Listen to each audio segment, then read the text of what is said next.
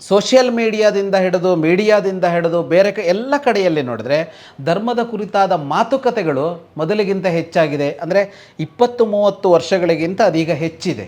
ಮತ್ತು ಧರ್ಮಕ್ಕೆ ವಿರುದ್ಧವಾದ ಮಾತುಕತೆಗಳೋ ವ್ಯವಹಾರವೋ ಬಂದಾಗ ಈ ಕಡೆಯಿಂದ ಅದನ್ನು ತಡೆಯುವ ಪ್ರತಿರೋಧಿಸುವ ಅಂಶಗಳು ಕೂಡ ಇವತ್ತು ಮೊದಲಿಗಿಂತ ಬಹಳ ಹೆಚ್ಚಿದೆ.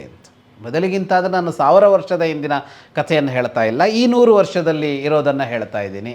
ಅದನ್ನೆಲ್ಲ ನೋಡಿದಾಗ ನಾವು ನಿಂತ ಇವತ್ತನ್ನು ಗಮನದಲ್ಲಿಟ್ಟುಕೊಂಡ್ರೆ ಒಂದು ದೃಷ್ಟಿಯಿಂದ ಧರ್ಮಕ್ಕೆ ಬಹಳ ಶಕ್ತಿ ಬಂದಿದೆ ಅಂತ ಖಂಡಿತ ಹೇಳಬೇಕು. ಶಕ್ತಿ ಹೇಗೆ ಬಂತು, ಶಕ್ತಿ ಯಾಕೆ ಬಂತು ಅಂತಂದರೆ ಧರ್ಮದ ಅನುಯಾಯಿಗಳು ಹೆಚ್ಚಾಗಿದ್ದಾರೆ.